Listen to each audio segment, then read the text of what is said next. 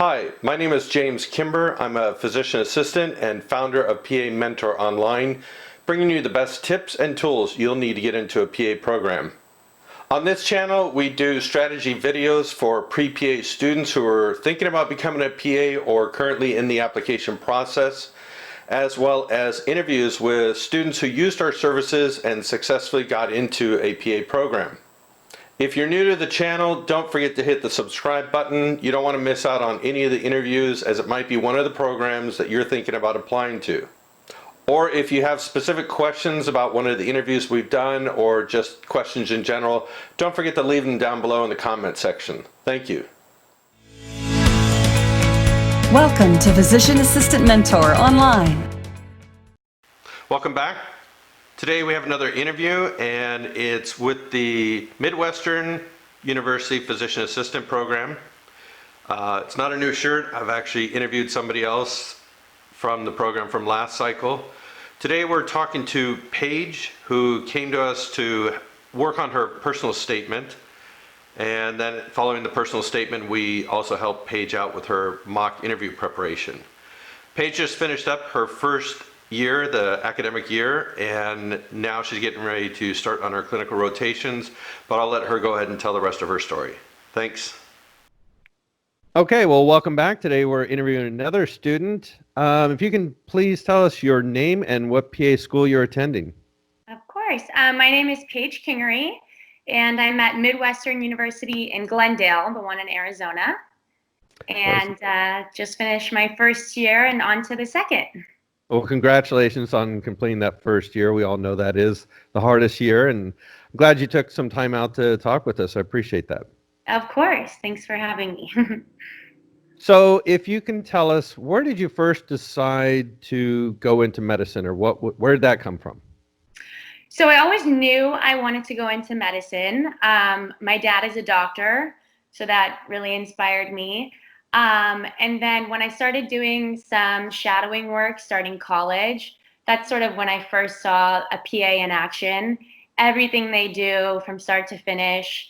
And I was like, oh, this sounds a little bit better than the MD route, especially with all the schooling, how it's shorter and you can just get right out there and start working. So definitely in college is when I made that decision to go PA. Okay. Where did you attend undergrad? I went to San Diego State University all 4 years. Absolutely loved it. I majored in biology, which I think is a really good major if you're considering going PA, because it does cover a lot of the general requirements. Right. Yeah, we actually get that a lot from students who are thinking about it. They're maybe a junior or sophomore. It's like, what degree should I pursue? And yeah, definitely want to hit one that obviously incorporates all the prereqs. Right. And, not one major usually covers all of them, but you can usually add them in, you have to take extra classes and all that sort of thing. So you can usually add them in with your major, which worked out really well with bio. So since you mentioned that, were you able to get all of your prerequisites done during your undergrad, or did you have to take any classes later? I did. I got it done all in undergrad. And I really was committed to that. I didn't want to take classes after graduation just because I like to get things over with to the point. So I didn't really start looking into those prerequisites until beginning of junior year, which was a little late, but I was able to squeeze all of them in those 2 years. So it was hard, but it is possible. But the only thing because of that is I was working. I squeezed all these in those 2 years. And so my grades probably weren't the best. I got my first C in undergrad.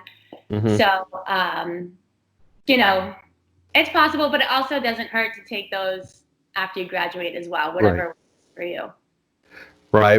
As you know, the CASP cycle just reopened again, and we're right in the process of helping other students. And routinely we get students who they want to apply now, but unfortunately they don't have the courses necessary. And it's always, you should have started this process, a year ago or even more. So. Right. I would say if you know PA is what you want to do, you should start that freshman, sophomore year looking at what you need.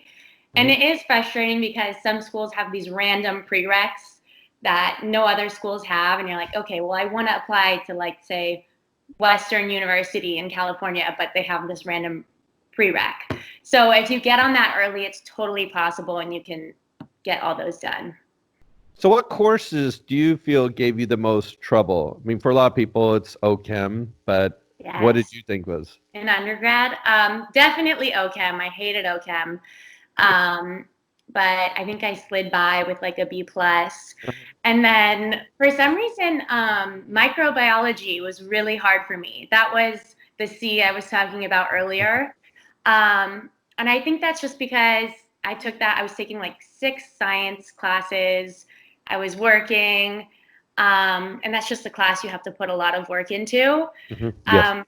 But it was interesting when I took it my first year in didactic year. I loved it and I did really well in it. So you just have to really put in the effort in those classes that you know are going to be hard, and you may not have like the time or not. So did you have to take the GRE for your application? I did. A lot of the schools I applied to required it, including the one I go to, Midwestern. And I think that helped me get an advantage. I know they say like some schools value it more than others, but I did say above average on the GRE. And my grades were like mediocre. I think I got like a 3.4 in college average. So I think maybe it put me a bit up, but it really depends on the school. Every school may value it more or less than others, as you know. Yes, that is so true. Yeah. Did you do anything to prepare, like study guides or Kaplan, Magoosh, any of these? I did. What was it? It was a 9-part book. I'm trying to think what it was, like GRE prep or something. I don't know. It was the books. It was like a 9-part series, and I think I took like 2.5, 3 months to study for it, because I was never good at the SATs, any of the like generalized tests. Yes. Terrible. So I knew I had to do like somewhat decent on this test. So I put in the effort and got all the test books and all that. Was this your first time applying, or had you applied before? I always joke about that. I count it as like 1.5 kind of. So I actually applied, I guess it was midway junior year in college. And I applied to like 4 schools that would take the classes that I had, because obviously I hadn't completed everything. So that was kind of just like feet in the water. I just wanted to see what it was like with the CASPA. So if you can do that, I mean, I know you have to pay the application fee, but it doesn't hurt, because then your CASPA is all ready for the next cycle. And so everything was like pre-filled out. I just checked. So that part was nice. So I did that. Then I waited 2 years and applied once I had a job out of college, had a little bit more experience, and that time I did get in. So how did you go about obtaining your patient care experience hours? So for that, I mainly did scribing. I also did some medical technician work, but I had a ton of hours, which I think helped me a lot. I worked all throughout college, and then I did 2 years at post-college, working full-time as a scribe. Okay. How do you feel that helped you now that you've been through, halfway through PA school? How do you feel your previous experience has helped you? I think it helped me a lot. Luckily, with my scribe positions, I was lucky. They gave me a lot of trust, so I had a lot of time, patient care interaction. I was able to take a full history. I already knew how to write the complete SOAP note. I knew how to interact with the patients, and obviously you learn part of the medicine behind that too. So I really liked scribing as a patient medical experience. I know some schools didn't accept it, so obviously I didn't apply to those ones. But I think it's one of the easier jobs you can get that you don't need the previous training with, like they'll train you on site. So it was a good option. So what do you think your strengths were going into the application cycle? Into it, well, obviously, like I said, some of my points were low, like GPA. I had a lot of patient care hours, which I think helped a lot. But mainly probably my personal statement. I don't know if you remember, we worked a lot on that. Yes. That's, I think, one of the biggest ways you can stand out. Say if you have like 100 applicants and they all have a 3.5 and average GRE scores, the statement is what they're going to look for. So even if you, like everyone always says, oh, I don't have a unique story, things like that. Like everyone has a unique story and you can make that statement stand out, even if you think you're, you know. So let's talk about that. If you remember, like your first statement, and most people, they've written it, they think it's just, this is it. I just want you to run through it, make sure I didn't misspell something. And then obviously the edit comes back and it's all like, ooh. It was terrible. Yes. But as you just said, I like what you're saying. People think they don't have a story, but you do. Right, exactly. And I think you need to have as many people read it as you can. If you can get someone like yourself, like a mentor, that's probably the best thing because, like you said, I thought my statement was fine. Like, it was the best thing I could put out there, and you really helped me break it down and actually get my true story out. And it's just, you have to keep it authentic to you, and that's what's going to help you the best. Yeah. Yeah. I mean, we try to emphasize that a lot of times people don't take into consideration that the volume that comes through a program, 1,500, 2,000 applications, and everybody's doing the same thing, going online, looking what other people are writing, and they all sound alike. So you've got to be more original. And everybody has a story. I've never found one that didn't. I agree. What about any volunteer work? Did you do that as well? I did. That was one of the things I needed to do more of before applying. Like you said, consistent volunteer work looks the best.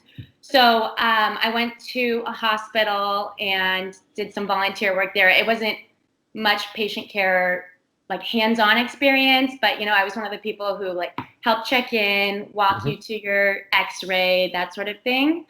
So I did that for probably, I would say almost a year, like once a week, not even that much, like 4 hours a week. And that helped definitely. Okay. How many programs did you end up applying for? I think total I was 11 programs. I am from California and, my family, boyfriend, friends are all there. So I wanted to stay there. So I mainly did California schools, and then I did a couple out of state, like Colorado, Arizona. And those were the ones I really didn't want, but everything worked out so well. I got into, I interviewed at 3. I got waitlisted at 2, and I got into 1. Okay. And the one I got into is in Arizona. But it just worked out so perfectly. Like, I absolutely loved the school. I was glad I got away. So I hate to say, like, everything happens for a reason, but the best school is going to pick you and the best school for you. And, it'll all work out. So you mentioned briefly, like, you originally applied just sort of to get everything into CASPA. So tell us about that experience, because everybody, I think it's sort of a wake-up call when they have it open, and I think some people just think they're going to complete it that night or the next day, and ends up being weeks. And oh yeah, it's the longest process. One of the hardest parts, I think, is the wait after you click the button, because some schools respond to you right away, and some take forever. But I think the other hardest part was all the personal statements on CASPA. So as you go through it the first time, usually every school has like 1 or 2 or even like up to 5 little personal statements you have to fill out. So that was hard. I mean, that took so much time. So what I did was I created a document, and then for each one I would paste it into the document, and I would try to see how I could alter the ones I had to fit different schools' questions. Right. So that saved me a lot of time. I didn't have to, rewrite everything for every school, which gets tedious. Yes. It probably comes down to those personal statements. Hmm. Some I definitely rushed. And I remember thinking to myself, like, oh, it's Stanford University. I probably won't get in here, so I'm just going to write something for the personal statement. And who knows, maybe I could have gotten an interview. So I think the biggest thing is just, like I said, take your time on those before you submit, because, probably an early submission is not going to be valued as much as a good personal statement. Right. It's funny to talk about that again. So this cycle, um, what about shadowing PAs? How did you go about that? Shadowing, I pretty much it was like word of mouth. So whether I had a family friend or someone who knew of a PA, I would just call them and ask.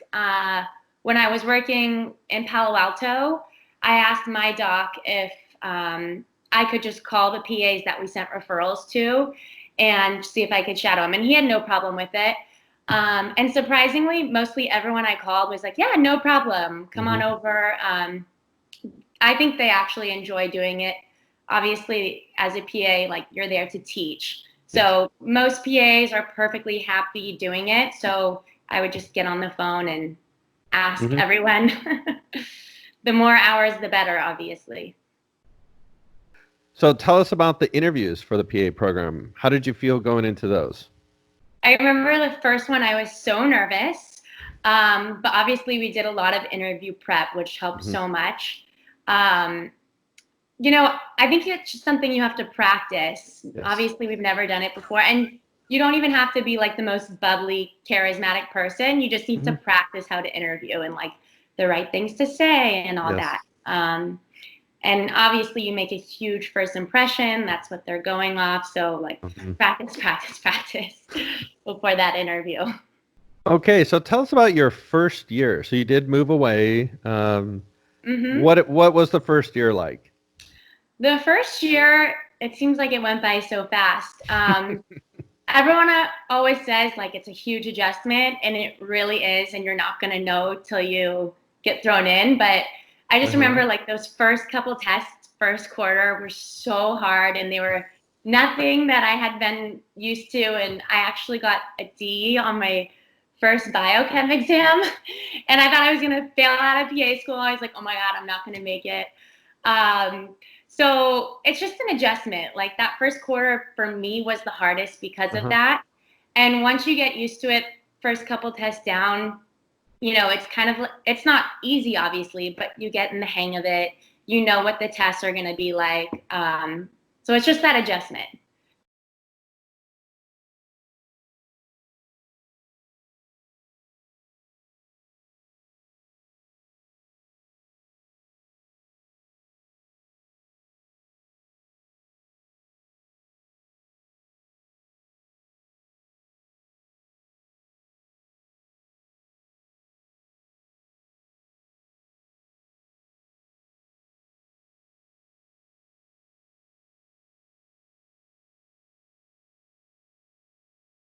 So you attend Midwestern, and would you recommend this program to other students?